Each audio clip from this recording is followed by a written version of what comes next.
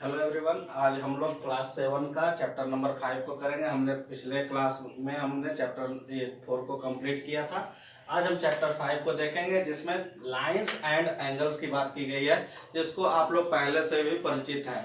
Lines and angles, है ना। आप लोग पहले क्लास 6 में भी लाइंस के बारे में पढ़े थे। लाइन सेगमेंट क्या होता है, लाइन क्या होता है, रे क्या होता है, ये सब के बारे में आप पहले से ही पढ़ चुके हैं।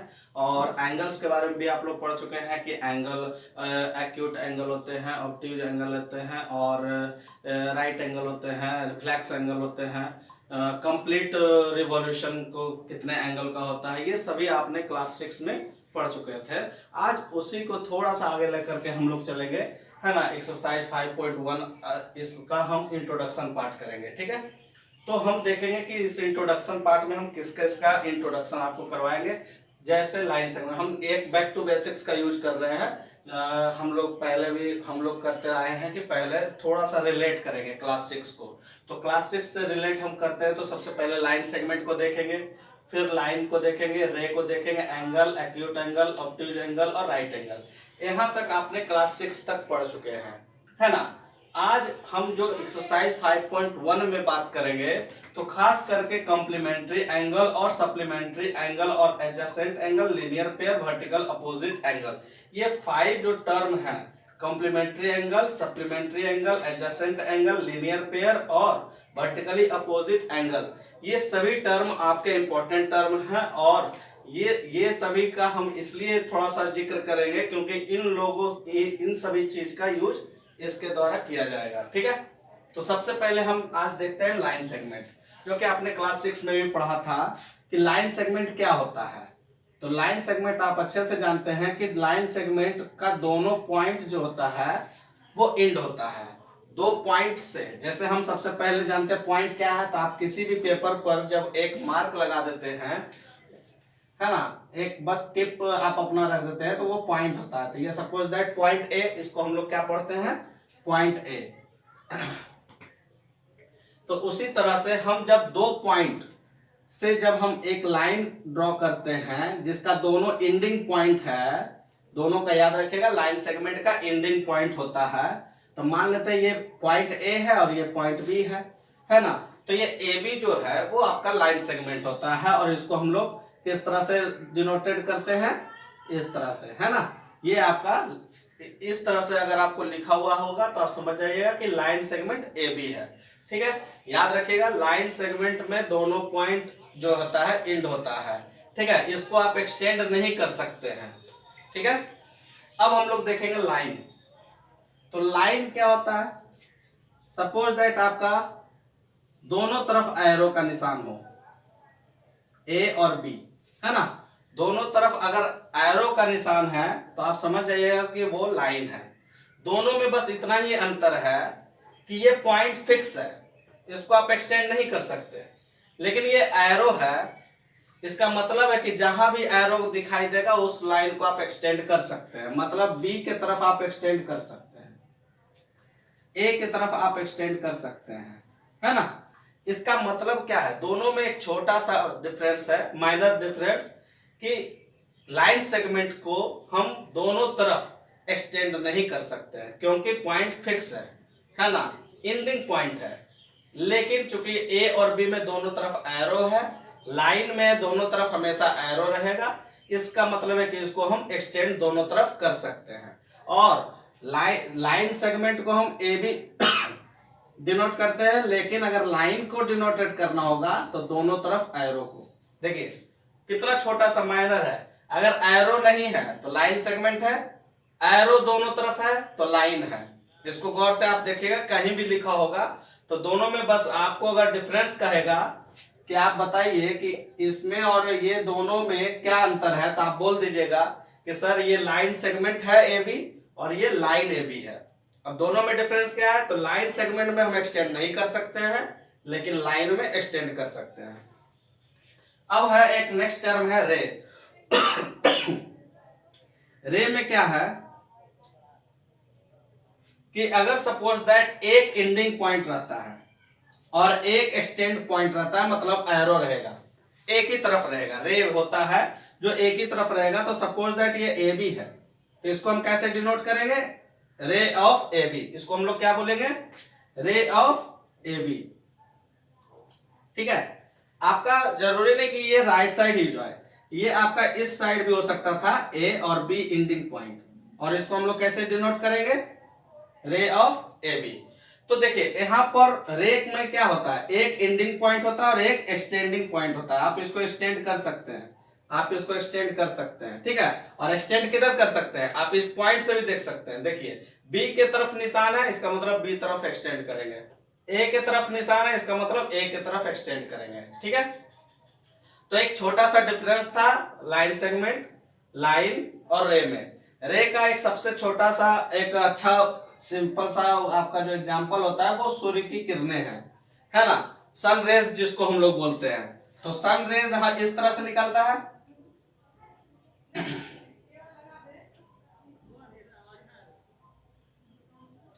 तो सन रेज इस तरह से निकलता है। तो आप मान के चलिए ये कि फिक्स पॉइंट है और देखो एक डायरेक्शन में निकल रहा है ना, तो ये आपका सन रेज होता है। तो आप सन रेज को याद रखते हुए आप रेज को आप समझ सकते हैं, ठीक है। तो हमने रे को भी देख लिया, अब हम लोग एंगल को देखेंगे। एंगल के बारे में आपको क्लास 6 में पढ़े होंगे कि जब दो रे सपोज दैट एक रे हुआ और दो रे, जब दो रे कहीं पर जो मिलता है, जिस पॉइंट पर मिलता है उसी पॉइंट पर हम एंगल बनाते हैं, है ना।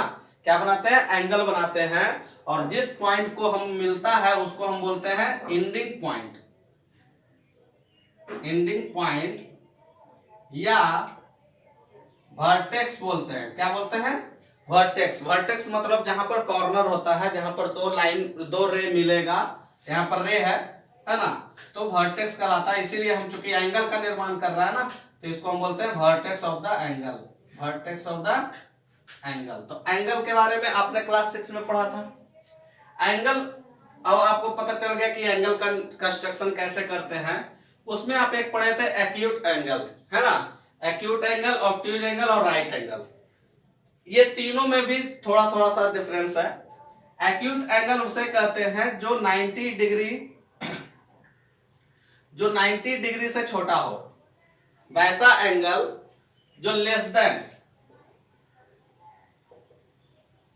90 डिग्री, है ना। तो लेस देन 90 का मतलब एक्यूट एंगल, है ना। अब है एक ऑब्ट्यूज एंगल। तो ऑब्ट्यूज का मतलब होता है more than 90 degree, more than 90 degree. आप लिख दीजिए मोर देन 90 डिग्री। अब देखिए लेस देन है 90 डिग्री तो एक्यूट हो गया, अगर मोर देन है तो ऑब्ट्यूज हो गया, अगर इक्वल है तो आपका राइट एंगल हो गया। इक्वल 90 डिग्री, है ना, आप लोग बोल सकते हैं इक्वल टू 90 डिग्री, ठीक है। तो इक्वल अगर रहेगा तो राइट एंगल हो जाएगा, है ना। कहने का मतलब है, देखिए आप लोग जानते हैं कि जो राइट एंगल होता है वो स्ट्रेट लाइन में होता है। ये 90 डिग्री बन रहा है, ये जरूरी नहीं है कि इसी दिशा में हो, इस दिशा में भी हो सकता है 90 डिग्री। ये जरूरी नहीं है, नीचे भी हो सकता है। सपोज दैट ऐसे अगर इसको बढ़ाया जाए तो ये भी 90 डिग्री है ना, ये भी 90 डिग्री है, ये भी 90 डिग्री है, ठीक है। तो ये हम समझ रहे हैं कि ये 90 डिग्री है। अब सपोज दैट, अब हम जानते हैं कि अगर हमको पता करना है कि ये एक्यूट एंगल कैसे है, अगर कैसे हम फिगर देख करके कैसे हम समझ सकते हैं कि वो एक्यूट है या ऑब्ट्यूज है या फिर राइट है। सपोज दैट आपका फिगर ये है, ठीक है, आपका फिगर ये है। तो हम जानते हैं कि ये स्ट्रेट लाइन है, और स्ट्रेट लाइन पर हम चूंकि जानते हैं कि 90 डिग्री कैसे बनता है, तो वर्टिकल बनता है। तो वर्टिकल तो हमारा ऐसे बन रहा है ना, ये 0 डिग्री होता है और ये 90 डिग्री बन गया वर्टिकल। तो वर्टिकल से नीचे, अब 0 के 90 के बीच में रहेगा, इसका मतलब है क्या है, लेस होगा। 0 और 90 के बीच में है ना ये, इसका मतलब क्या है, 90 से ये कम है। तो 90 से कम रहता है तो क्या बोलते हैं, एक्यूट एंगल। इसका मतलब है जो ये एंगल होगा वो क्या होगा, एक्यूट एंगल होगा। अब जैसे आपको पता करना हो, अगर कोई फिगर दिया हुआ है, अगर कोई आपका फिगर दिया हुआ है कि ये एक्यूट होगा कि ऑब्ट्यूज होगा, सपोज दैट कोई अगर इस तरह से है, ठीक है, तो आप अच्छे से जानते हैं, आप अच्छे से जानते हैं कि ये आपका लाइन है, ये आपका, इसको एक्सटेंड कर सकते हैं चूंकि लाइन है, एक्सटेंड किए। आप अच्छे से जानते हैं कि अगर 90 होगा तो ये होगा स्ट्रेट, तो ये आपका 90 डिग्री बन गया। 0 है, 90 है। अब 90 से ये ज्यादा हो गया ना, तो 90 से जब ज्यादा हो गया तो क्या हो गया, ऑब्ट्यूज एंगल हो गया। इसका मतलब है कि ये जो आपका पूरा एंगल हो गया, ये क्या हो गया, ऑब्ट्यूज एंगल हो गया। हालांकि ये सभी जो कंस्ट्रक्शन हम दिखा रहे हैं आप लोग क्लास 6 में किए हुए हैं, है कि नहीं, लेकिन फिर भी हम एक तरह से आपको फिर से रिवाइज कर रहे हैं। और राइट एंगल के बारे में तो आपको पता है, सीधी सी बात है, अगर कोई स्ट्रेट लाइन पर वर्टिकल अगर है तो आप समझ गए कि वो क्या है, 90 डिग्री का एंगल है। जरूरी नहीं कि वर्टिकल ही हो, आप सपोज दैट आप क्लॉकवाइज आप पढ़े थे, है ना, क्लॉकवाइज आप पढ़े थे, और आप जब क्लॉकवाइज आप पढ़े थे तो चूंकि ये 12 होता है, ये 6 होता है, ये 3 होता है और ये 9 होता है ना। आप लोग ये भी पढ़े 1 2,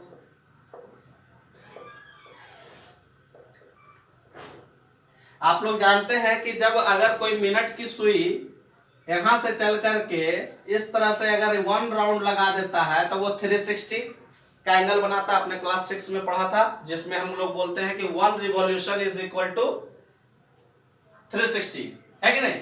तो 1 रिवॉल्यूशन 360, लेकिन अगर 12 से 6 पर आएगा तो इस तरह से एंगल बनेगा। स्ट्रेट लाइन अपोजिट, अपोजिट है कि नहीं, और आपको तो पता है कि अपोजिट पर कितना एंगल बनता है, 180, इस तरह से बनता है कि नहीं। तो ये आपका 180 हो गया, ठीक है। और अगर 90 बनाना है तो ऐसे बनेगा, बनेगा कि नहीं, देखिए 90। तो हम क्या देखे हैं कि 12 से 1 गए, 2 गए, 3 गए, मतलब 12 से 3 जब लाइन गए तो 90 डिग्री बना। उसी तरह से अगर यहां पर देखेंगे, ये देखो, ये 3 to 6 गए तो 3 से 4, 4 से 5, मतलब यहां भी 3 गए तो ये 90 बना। तो सपोज दैट अगर इस 1 से 4 तक अगर जाने को रहा, ऐसे एंगल बना, तो आप बताइए कि ये 1 to 4 कितना एंगल बनाएगा, 90 बनाएगा। तो कहने का मतलब है कि जरूरी नहीं कि आपका स्ट्रेट ही सिर्फ 90 डिग्री होगा, है कि नहीं, आपका इस टाइप का एंगल भी 90 होगा, मेजरमेंट करना होगा, है ना। तो इस बात को हमेशा याद रखिएगा। तो कहने का इस सब जितने भी हमने अभी तक पढ़ाया ये सब आप लोग क्लास 6 में पढ़ चुके हैं, है ना। अब हम क्लास 7 का एंट्री कर रहे हैं एक्सरसाइज 5.1 में, जिसमें हमको complementary angle, supplementary angle, adjacent angle, linear pair और वर्टिकल अपोजिट एंगल के बारे में चर्चा करेंगे। तो हम लोग अब कॉम्प्लीमेंट्री एंगल को देखेंगे। तो कॉम्प्लीमेंट्री एंगल होता क्या है ना। तो याद रखिएगा कि कॉम्प्लीमेंट्री एंगल उसे कहेंगे जब दो एंगल मिल जाता है ना, जब दो एंगल का सम करिएगा और 90 डिग्री अगर आता है सम हो करके, तो वो दोनों एंगल कॉम्प्लीमेंट्री एंगल कहलाएगा और एक दूसरे का भी कहलाएगा। जैसे कहने का मतलब है कि कोई दो एंगल है एक्स और वाई, ठीक है, कोई दो एंगल, हम कॉम्प्लीमेंट्री एंगल को पढ़ा रहे हैं, तो कोई दो एंगल है और दोनों का सम अगर आपका 90 डिग्री होता है तो ये आपका क्या कहलाएगा, कॉम्प्लीमेंट्री एंगल, ठीक है। और ये जरूर अगर दोनों का होगा तो ये एक दूसरे का भी कॉम्प्लीमेंट्री एंगल कहलाएगा, है ना। कहने का मतलब है कि x, अगर x plus y is equal to 90 degree, तो x का कॉम्प्लीमेंट्री एंगल y और y का कॉम्प्लीमेंट्री एंगल x होगा, ठीक है। कहने का मतलब है सपोज दैट अगर आपको 20 डिग्री अगर एक है, अगर कहेगा कि 20 डिग्री का कॉम्प्लीमेंट्री एंगल क्या होगा, तो आप बस मन में याद रखो कि हमको कॉम्प्लीमेंट्री एंगल पूछा है, इसका मतलब है कि दोनों का सम 90 डिग्री होना चाहिए। तो अब बताओ 20 डिग्री में हम कितना ऐड करें कि 90 डिग्री हो जाए। तो हम जानते हैं कि 70 डिग्री ऐड करेंगे तो हो जाएगा 90 डिग्री। इसका मतलब है कि 20 डिग्री एंड 70 डिग्री आर क्या हो जाएगा, कॉम्प्लीमेंट्री एंगल्स, ठीक है। इसका मतलब है आप कुछ भी कर सकते हैं, 45 45 भी कर सकते हैं, है कि नहीं। आपको अगर एक 30 दिया होगा तो दूसरा 60 होगा, है कि नहीं। अब हम देखो कौन कौन कॉम्प्लीमेंट्री होगा, तो एक 30 होगा तो दूसरा 60 होगा।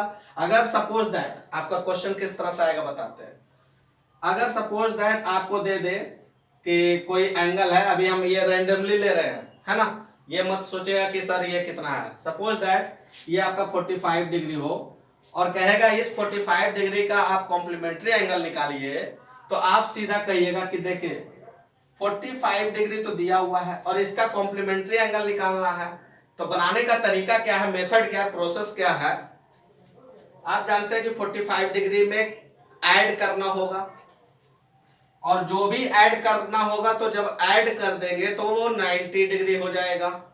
तो मान लेते हैं जो भी ऐड करना होगा वो x डिग्री होगा और ये दोनों जब ऐड करेंगे तो 90 डिग्री हो जाएगा। तो x का वैल्यू निकाल लेंगे। आपको तो पता है ना कि वेरिएबल्स का वैल्यू कैसे निकाला जाता है, सिंपल इक्वेशन में पढ़े हैं। ये ट्रांसपोज हो जाएगा, उधर चला जाएगा, 90 डिग्री माइनस 45 डिग्री कितना हो जाएगा 45 डिग्री। तो 45 का कॉम्प्लीमेंट्री एंगल क्या होगा 45 डिग्री। तो 45 का कॉम्प्लीमेंट्री एंगल क्या होगा 45 डिग्री होगा, ठीक है। तो हमने कॉम्प्लीमेंट्री एंगल देखा। इस पॉइंट को हमेशा याद रखिएगा कि अगर दो एंगल सम करते हैं और 90 डिग्री आता है सम होकर के, तो वो दोनों एक दूसरे का कॉम्प्लीमेंट्री एंगल कहलाएगा, ठीक है। अब एक है सप्लीमेंट्री एंगल। तो जिस तरह से हम दोनों को सम किए तो 90 हुआ तो कॉम्प्लीमेंट्री एंगल है, उसी तरह से अगर दोनों को हम ऐड करते हैं और 180 डिग्री आता है तो वो हमारा सप्लीमेंट्री एंगल होगा। क्या होगा सप्लीमेंट्री एंगल होगा।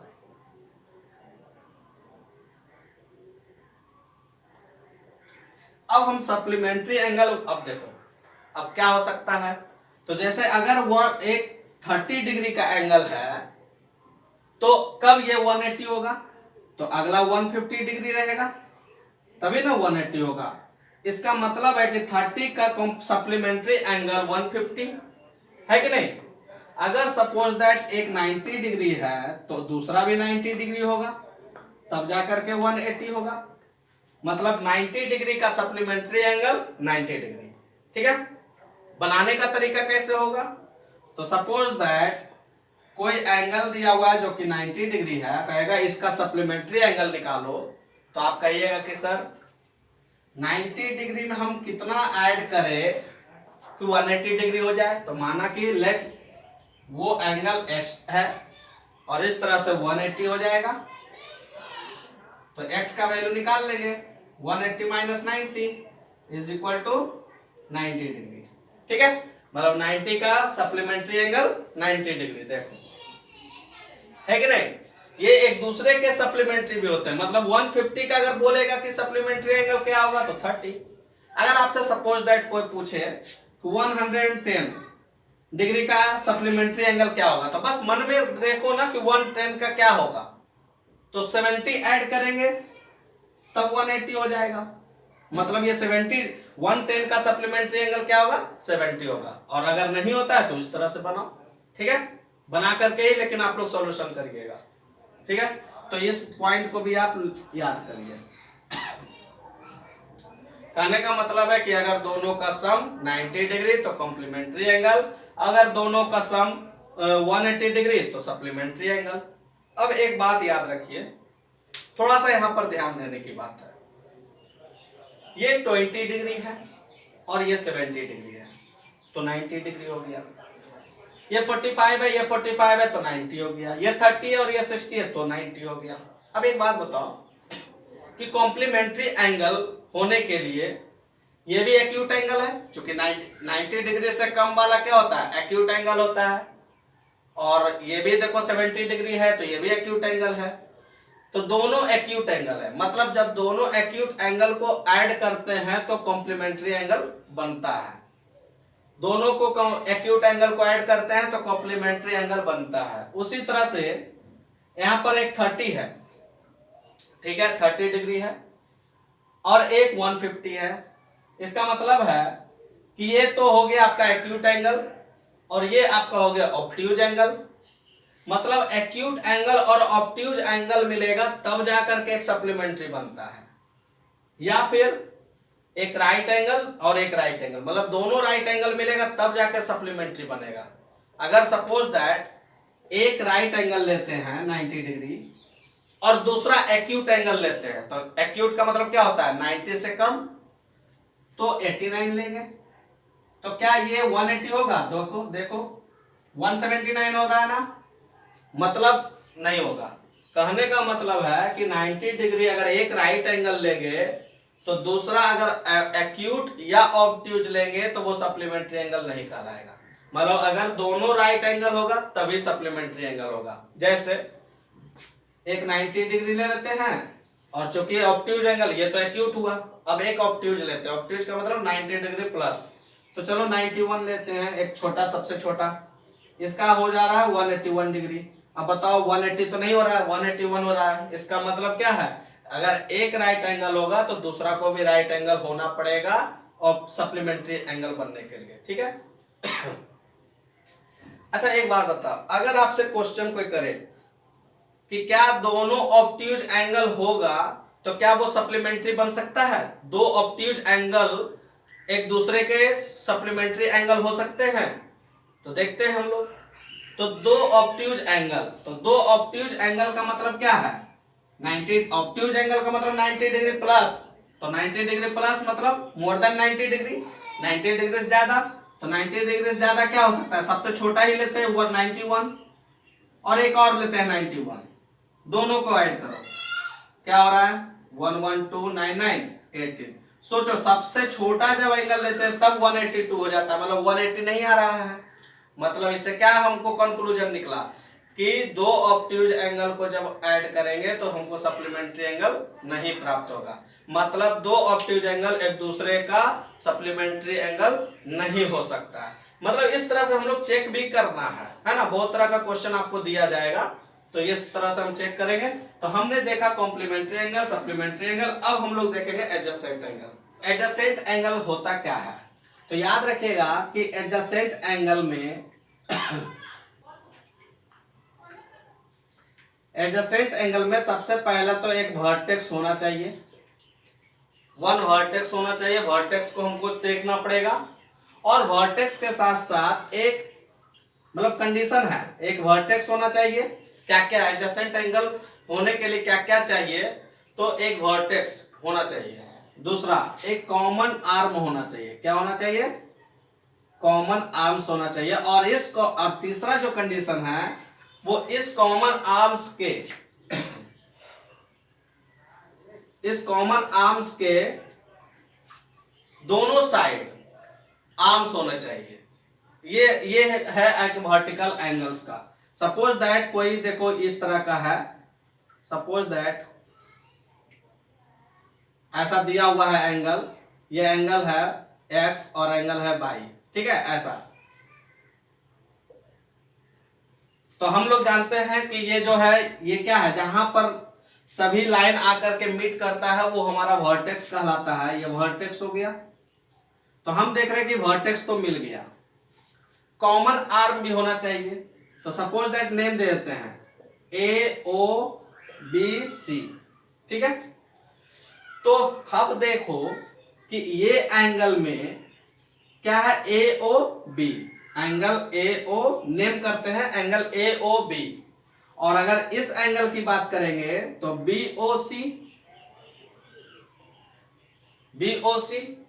अब देखिए तो कि OB या BO तो सेम एक ही होता है ना, OB बोलो या BO, तो OB जो आर्म है, ये जो आर्म है दोनों में कॉमन है कि नहीं, कॉमन है, और कॉमन के साथ साथ जो कॉमन आर्म है उसके दोनों साइड अगर आर्म्स होते हैं तो वो जो एंगल होगा वो आपका क्या होगा, एडजेसेंट एंगल होगा। कहने का मतलब है कि x और y क्या है, एडजेसेंट एंगल है।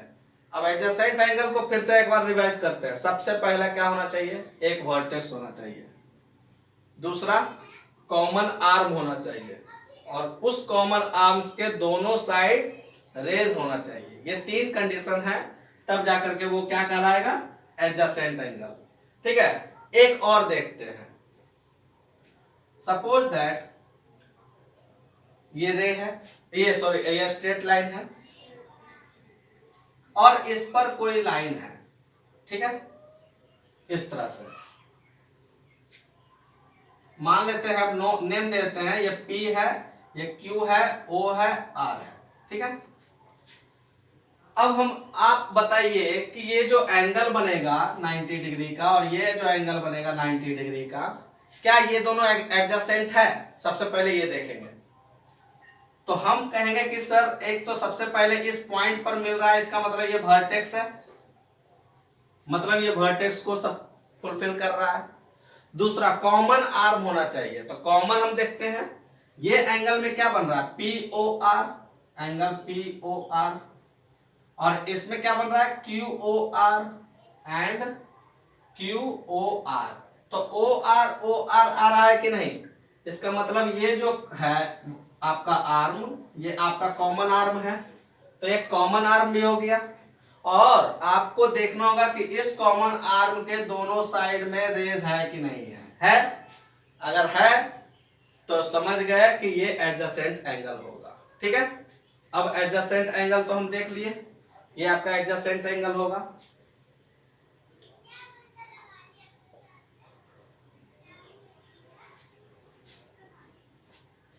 अब हम देखेंगे लीनियर पेयर।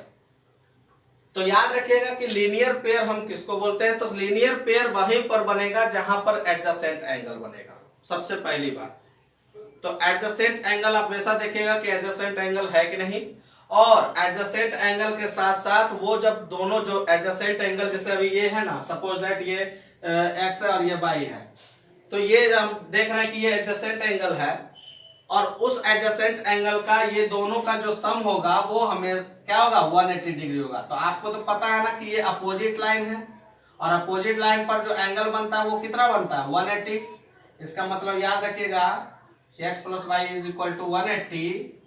और दो लीनियर पेयर का दो कंडीशन, पहला दोनों का सम 180 होना चाहिए, और दूसरा वो एडजेसेंट एंगल होना चाहिए। क्या होना चाहिए, एडजेसेंट एंगल होना चाहिए, ठीक है। तो वो लीनियर पेयर कहलाएगा। अब एक है वर्टिकली अपोजिट एंगल। तो अपोजिट एंगल ये तो समझ में आ रहा होगा कि आमने सामने वाला एंगल होगा अपोजिट एंगल। लेकिन वर्टिकली, जैसे कोई दो आपका लाइन है, मान लो ये लाइन L है और ये लाइन M है, ठीक है। तो ये जो जिस पॉइंट पर मिलता है तो उस पर जो एंगल बनाते हैं, तो ये देखो इसका सामने वाला ये होगा और इसके सामने क्या होगा, ये होगा। यही आपका वर्टिकली अपोजिट एंगल कहलाता है। कहने का मतलब है कि अगर ये 1 नेम दे दिए, ये 2 दे दिए और ये 3 दे दिए, ये 4 दे दिए, तो एंगल 1 का वर्टिकल अपोजिट एंगल 3 होगा, है ना। एंगल 1 एंड एंगल 3 क्या होगा, वर्टिकली अपोजिट एंगल होगा। उसी तरह से एंगल 2 और एंगल 4 क्या होगा, वर्टिकली अपोजिट एंगल होगा, ठीक है। एक चीज और यहां पर ध्यान दीजिएगा कि जो वर्टिकली अपोजिट एंगल होते हैं ये इक्वल होते हैं। क्या होते हैं, इक्वल। कहने का मतलब है कि एंगल 1 = एंगल 3। कहने का मतलब है कि अगर एंगल 1 अगर 30 डिग्री है तो एंगल 3 क्या होगा, 30 डिग्री होगा। अगर एंगल 4 90 डिग्री होगा तो एंगल 2 क्या होगा, 90 डिग्री होगा। ये मान के चलना है, वर्टिकली अपोजिट एंगल हमेशा इक्वल होता है, ठीक है। तो इस तरह से हमने एक्सरसाइज 5.1 का टोटल इंट्रोडक्शन जो भी था इससे रिलेटेड अब क्वेश्चंस को करेंगे। तो उससे पहले हम सोच रहे हैं कि 5.2 का भी इंट्रोडक्शन पार्ट आपको अभी दे देते हैं, क्योंकि 2 ही एक्सरसाइज इसमें है, ठीक है। अब हम लोग देखेंगे एक्सरसाइज 5.2 का इंट्रोडक्शन पार्ट। तो 5.2 में उस अभी हम जितने भी पढ़े वो एक्सरसाइज 5.1 में वो यूज होगा। अब हम उसी का थोड़ा सा और एक्सटेंड करेंगे जो कि एक्सरसाइज 5.2 में, जिसमें एक ट्रांसवर्सल टर्म आता है, उसके बारे में पढ़ना है, ठीक है। तो ट्रांसवर्सल होता क्या है, तो ट्रांसवर्सल जब आपका दो लाइन है, ठीक है, मान लीजिए कि दो लाइन है, एक लाइन एल है और एक लाइन जो है वो पी है, एल एम है, ठीक है। और ये दोनों लाइन को कोई एक कट करता है ना, इंटरसेक्ट करता है लाइन, मान लो ये पी है ना, ये लाइन पी है, लेकिन कोई लाइन अगर इस दो लाइन को कट कर रहा है, इंटरसेक्ट कर रहा है, लेकिन अलग अलग पॉइंट पर करना चाहिए।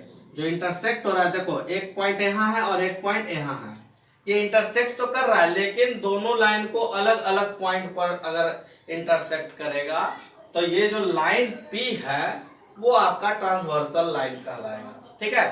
दो लाइन है, देखो एल और एम, ठीक है, एल और एम दो लाइन है, उसको जब हम कोई लाइन इंटरसेक्ट करता है और दोनों अलग अलग पॉइंट पर करता है तो ये लाइन हमारा क्या होगा, ट्रांसवर्सल कहलाएगा, ठीक है। तो ये जो लाइन पी है वो क्या है, ट्रांसवर्सन है, मतलब ट्रांसवर्सल कौन सा लाइन होगा, लाइन पी, ये याद रखिएगा, ट्रांसवर्सल लाइन। अब इस पे आप देखो, आपको हम पढ़ाए थे ना कि एंगल किसे बोलते हैं, कि जब दो लाइन, जब आपको बोले थे कि जब एक लाइन ये है और एक रे ये है, जब दो रे जो है किसी पॉइंट पर मिलता है तो एंगल का कंस्ट्रक्शन होता है। तो देखो यहाँ पर से एक रे ये है और एक रे ये है, तो क्या एक एंगल यहाँ बना, एक एंगल यहाँ बना, एक एंगल यहाँ और एक एंगल यहाँ, मतलब ये 1 है, ये 2 है, ये 3 है, ये 4 है, ये आपका 5 है और ये आपका 6 है, ये आपका 7 है और ये आपका 8 है। मतलब दो लाइन, जब भी अगर दो लाइन का एक ट्रांसवर्सल लाइन अगर इंटरसेक्ट करता है तो आपके 8 एंगल्स बनेंगे, ठीक है। और अब हम 8 एंगल्स में ये देखेंगे कि इंटीरियर एंगल्स कौन कौन है। तो इंटीरियर का मतलब क्या होता है, आपने क्लास 6 में पढ़ा होगा इंटीरियर और एक्सटीरियर के बारे में।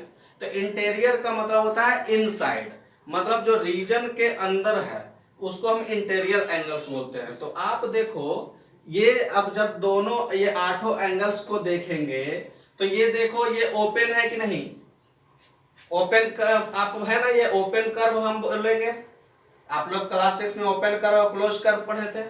तो आप देखो तो ये जो बाहर का एंगल है ये भी एंगल है और ये भी बाहर का एंगल है, लेकिन इन कौन है, रीजन में कौन है, रीजन तो हमारा यही सब होगा ना, रीजन तो हमारा यही सब होगा, ये तो बाहर का है। तो रीजन में देख रहे हैं तो एंगल 3, 4, 5, 6 है, तो हम बोल सकते हैं कि एंगल 3, एंगल 4, एंगल 5 और एंगल 6, ये आपका क्या हो गया, इंटीरियर एंगल्स, ठीक है। वही अगर आपका एक्सटीरियर एंगल पूछेगा तो आपको तो पता है कि एक्सटीरियर एंगल किसको बोलेंगे, तो एक्सटीरियर का मतलब होता है आउटसाइड। तो आउटसाइड मतलब बाहर, बाहर कौन कौन है, तो एंगल 1, एंगल 2,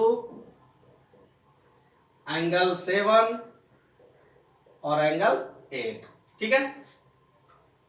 अब हम देख रहे हैं पेयर्स ऑफ कॉरेस्पॉन्डिंग एंगल्स, ये सबसे इंपॉर्टेंट है, इसको देखेंगे। तो कॉरेस्पॉन्डिंग एंगल्स किसको बोलेंगे, इसको देखना है। तो याद रखिएगा कि कॉरेस्पॉन्डिंग एंगल्स, हम बस इतना याद रखना है कि जो एंगल 1 है उस एक एंगल को छोड़ करके जो एंगल मिलेगा वही कॉरेस्पॉन्डिंग एंगल होगा। एक बस आपको इस तरह से हम एक रिलेट करके बता रहे हैं ताकि आपको कभी दिक्कत ना हो, याद ना हो, ये मतलब भूले ना। तो याद रखिएगा ये एक ट्रांसवर्सल लाइन है और कॉरेस्पॉन्डिंग जो होता है एक एंगल का दूसरा जो कॉरेस्पॉन्डिंग एंगल होगा वो सेम साइड होगा, बस एक को छोड़कर। जैसे एक है तो ये 3 को छोड़ करके किस में बनेगा, 5 में। मतलब एंगल 1 यहां पर देख लीजिए, कॉरेस्पॉन्डिंग कौन कौन होगा, एंगल 1 एंड 5, एंगल 1 एंड 5 है कि नहीं। उसी तरह से हम अगर 3 को लेते हैं, एंगल 3 को लेते हैं तो 3 का कौन बनेगा, जब हम देखो क्या बोले थे, एक को लिए तो 5 बना, कैसे बना, 3 को छोड़े। अगर 3 को लेंगे तो 5 को छोड़ करके क्या बनेगा, 7 बनेगा, तो एंगल 3 एंड 7। इसी तरह से अगर इस साइड जाते हैं, देखो ये है ट्रांसवर्सल लाइन, तो जब हम एक को लिए थे तो 5 लिए थे, 3 को लिए तो 7 लाए, मतलब लेफ्ट साइड लिए तो लेफ्ट साइड में ही मिला आंसर कॉरेस्पॉन्डिंग में। मतलब ट्रांसवर्सल लाइन का अपोजिट नहीं गए, सेम साइड में ही मिल गया, तो हमेशा वही होगा कॉरस्पॉन्डिंग में। जब 2 है, एंगल 2 को अगर लेते हैं तो 2 का कॉरस्पॉन्डिंग एंगल क्या होगा बताओ। जब हम 2 की बात करेंगे तो 1 को छोड़ेंगे, 4 को, किसको लेंगे, 6 को लेंगे। और अगर एंगल 4 को बोलेंगे तो 4 को बोलेंगे तो 1 को छोड़ेंगे, 8 को लेंगे। तो ये सभी क्या होंगे, कॉरस्पॉन्डिंग एंगल हो गए, ठीक है। तो अब हम पेयर्स ऑफ कॉरस्पॉन्डिंग एंगल्स देख लिए। मतलब आप याद रखिएगा, पहली बात सेम साइड तरफ होगा कॉरस्पॉन्डिंग एंगल, दूसरी बात 1 को छोड़कर होगा, बस इतना याद रखना है। तो 1 को लेना है तो 1 छोड़ दो 5 होगा, 3 को लेना है तो 5 को छोड़ दो 7 होगा। उसी तरह से इधर भी देख सकते हो, उल्टा भी 7 को अगर लेना है तो 5 को छोड़ दो 3 होगा, 5 को लेना है तो 3 को छोड़ दो 1 होगा, है कि नहीं। उसी तरह से अगर 2 का कॉरस्पॉन्डिंग एंगल क्या होगा, तो 4 को छोड़ देंगे 6 होगा, 4 का कॉरस्पॉन्डिंग एंगल 6 को छोड़ देंगे 8 होगा, है कि नहीं। मतलब एक एंगल को छोड़ करके जो बनता है वो कॉरस्पॉन्डिंग एंगल, लेकिन सेम साइड, ठीक है। अब हम देखेंगे पेयर्स ऑफ अल्टरनेट। देखो जहां भी अल्टरनेट मिलेगा, जहां पर भी अल्टरनेट मिलेगा समझ जाना अपोजिट होगा। अपोजिट होगा मतलब क्या, ट्रांसवर्सल लाइन के उस साइड होगा, ठीक है। मतलब अगर एक एंगल इधर का होगा तो दूसरा एंगल इधर का होगा, एक एंगल इधर का होगा तो दूसरा एंगल इधर का होगा। ये अल्टरनेट का मतलब यही है। तो pairs of alternate interior angles. अब इंटीरियर एंगल्स आपको पहचानना है।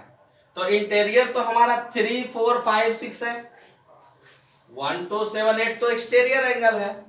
इसका मतलब है जो हमारा आंसर होगा ये 3, 4, 5, 6 में से ही कुछ होगा। मतलब यहां इंटीरियर एंगल की बात किया गया है तो 3, 4, 5, 6 का ही बात होगा। तो pairs of alternate interior angle कौन कौन होगा, अल्टरनेट इंटीरियर, यहां लिखते हैं नहीं तो अल्टरनेट इंटीरियर एंगल्स कौन कौन होगा। तो देखो अभी हम क्या बोले थे कि अल्टरनेट है, तो अल्टरनेट है तो अपोजिट होगा, और इंटीरियर है तो 3, 4, 5, 6 में से ही कुछ होगा। तो 3 का अगर लेंगे तो इसका अपोजिट में 4 दिख रहा है और 6 दिख रहा है, तो याद रखिएगा 6 होगा, ठीक है।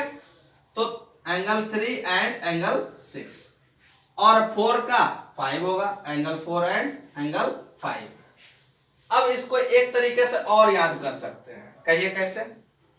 जो अल्टरनेट इंटीरियर एंगल होते हैं वो जेड शेप के होंगे, क्या होंगे, जेड शेप के होंगे। इस तरह से कहने का मतलब है एंगल यहां बन रहा है तो इस एंगल का ये एंगल अल्टरनेट इंटीरियर एंगल कहलाएगा। देखिए यहां से बन रहा है जेड, बन रहा है ना, देखो जेड है कि नहीं। मतलब अल्टरनेट इंटीरियर एंगल यहां पर क्या है ना, आपको पहचानने के लिए सिखा रहे हैं, रटना नहीं है कि यही होगा, है ना। तो याद रखना अल्टरनेट का मतलब है अपोजिट, ट्रांसवर्सल के उस साइड, और कौन सा होगा तो जेड वाला होगा। तो देखो जेड में ये एंगल बन रहा है कि नहीं, और इधर जा रहे हैं तो ये एंगल बन रहा है, मतलब 3 एंड 6। अब इसको देखते हैं इधर से उल्टा, जेड को उल्टा कर दिए तो देखो इसमें ये बन रहा है, और जब इधर गए तो ये बन रहा है कि नहीं। तो 4 एंड 5। तो आपको अब समझ में आ गया होगा कि pair of alternate interior angle कैसे बनेगा, ठीक है। अब हम लोग देखेंगे pair of alternate exterior angle. अब एक्सटीरियर, तो एक्सटीरियर एंगल बनेगा तो इसी से बनेगा 1, 2, 7, 8, 3, 4, 5, 6 तो इंटीरियर है। तो अब हम 1, 2, 7, 8 में ही देखेंगे। दूसरी बात अल्टरनेट की बात की गई है, तो अल्टरनेट का मतलब क्या होता है, बोले था ना ट्रांसवर्सल के अपोजिट साइड। तो 1 किसका होगा, 8 का होगा, उल्टा है ना, अपोजिट साइड, और 2, 7, बस इतना ही तो है, 1 एंड 8, और इसका 2 एंड 7, ठीक है। अब एक लास्ट है पेयर्स ऑफ इंटीरियर एंगल्स। देखो यहाँ इंटीरियर एंगल, अल्टरनेट तो नहीं बोला, अल्टरनेट का जिक्र करेगा तभी हम ट्रांसवर्सल के उस साइड देखेंगे। यहाँ कह रहा है पेयर्स ऑफ इंटीरियर एंगल्स। अब बताओ इंटीरियर एंगल का बात किया है तो मतलब 3 4 5 6 में से ही कुछ होगा ऑन द सेम साइड। अब बताओ सेम साइड, अब बताओ 3 का तो आपको 4 अपोजिट हो गया, ट्रांसवर्सल के उस साइड है, 5 का 6 अपोजिट हो गया, सेम साइड क्या होगा 3 और 5, 4 और 6 सेम साइड। तो pairs of interior angles on the same side of the transversal है ना, मतलब इसमें कौन कौन होगा, एंगल 3 एंड 5 और एंगल 4 एंड 6, एंगल 4 एंड 6। ठीक है, तो हमने पहचानने की कोशिश किया ये जो टर्म है उसमें कौन कौन सा एंगल होगा, ये हम पहचानने की कोशिश किए कि इंटीरियर एंगल क्या है, एक्सटीरियर एंगल क्या है। जब कोई दो लाइन को एक इंटरसेक्ट लाइन ट्रांसवर्सल के रूप में मिले तो उसमें कौन कौन सा इंटीरियर एंगल बनेगा, कौन एक्सटीरियर एंगल बनेगा, कौन कॉरेस्पॉन्डिंग एंगल बनेगा, कौन अल्टरनेट एक्सटीरियर एंगल और अल्टरनेट इंटीरियर एंगल बनेगा, है ना। तो इस तरह से हम पहचाने कि इंटीरियर एंगल बोलेगा तो 3 4 5 6, एक्सटीरियर बोलेगा तो 1 2 7 8। अगर बोलेगा कॉरेस्पॉन्डिंग की बात करें तो 1 को लेंगे तो एक को छोड़ करके दूसरा होगा, तो 1 एंड 5, 3 7, 2 6, 4 8। ठीक है, ये कॉरेस्पॉन्डिंग हो गया। अगर आपको अल्टरनेट इंटीरियर एंगल बोलेगा सीधा जेड आकृति बनाओ, जेड शेप बनाओ, 3 6 इस तरह से बनाओ, 4 6 4 5। ठीक है, अब एक है पेयर ऑफ अल्टरनेट ये इंटीरियर एंगल, ये सॉरी ये तो हो गया अल्टरनेट एक्सटीरियर एंगल। तो एक्सटीरियर का मतलब ये 1 2 7 8 में से कुछ होगा, और अल्टरनेट की बात किया मतलब ट्रांसवर्सल का अपोजिट रहेगा, तो 1 का 8 और 2 का 7, और ये सेम साइड है तो 3 5 और 4 6। तो इस तरह से हमने देखा। अब वन टर्म एक और है जिसको हम, अगर यही ट्रांसवर्सल, ये देखो पैरेलल लाइन नहीं है, आप लोग क्लास 6 में पढ़े थे कि पैरेलल लाइन किसको बोलता है, जब दो लाइन सेम डिस्टेंस के साथ आगे बढ़ते जाता है, सेम डिस्टेंस के साथ आगे बढ़ते जाता है, कहीं पर भी मिलने का चांस नहीं है, कहीं पर भी मिलने का चांस नहीं है, नेवर मीट, है ना। दो लाइंस जो है कभी नहीं मिलेगा और इक्वल डिस्टेंस रखेगा तो वो पैरेलल लाइन कहलाता है। ठीक है, तो ये अब हम देखेंगे कि अगर पैरेलल लाइन में अगर कोई ट्रांसवर्सल करे तो फिर क्या क्या होता है, उसके 3 4 कंडीशन है, उसको हम देखेंगे। ठीक है, अगर पैरेलल लाइन होगा, दो पैरेलल लाइन है और उसमें एक ट्रांसवर्सल है, ट्रांसवर्सल का पहचान इतना ही होगा कि ये दो लाइन को कट करेगा अलग अलग पॉइंट पर। ठीक है, तो ये L है, ये M है, मान लो ये N लाइन है, तो N लाइन जो है वो ट्रांसवर्सल लाइन है। तो आपको तो पता है ना कि ये 1 है एंगल, ये 2 एंगल है, ये 3 एंगल है, ये 4 एंगल है, ये 5 एंगल है, ये 6 है, ये 7 है और ये 8 है। ठीक है, आपको तो ये भी पता है कि वो 3 4 5 6 इंटीरियर एंगल है ना, 3 4 5 6 इंटीरियर एंगल है, 1 2 7 8 एक्सटीरियर एंगल है, 1 5 कॉरेस्पॉन्डिंग, 3 7 कॉरेस्पॉन्डिंग, 2 6 कॉरेस्पॉन्डिंग, 4 8 कॉरेस्पॉन्डिंग। ठीक है, अब जब पैरेलल लाइन रहेगा और पैरेलल लाइन का जब ये होता है ना, जब ट्रांसवर्सल, तो जो पेयर्स ऑफ कॉरेस्पॉन्डिंग एंगल है, कॉरेस्पॉन्डिंग कौन कौन है, 1 एंड 5, ये इक्वल होता है। क्या होता है, ये कॉरेस्पॉन्डिंग एंगल जो होता है वो इक्वल होता है, कॉरेस्पॉन्डिंग एंगल इक्वल होता है। अल्टरनेट जो इंटीरियर एंगल है ये भी इक्वल होता है।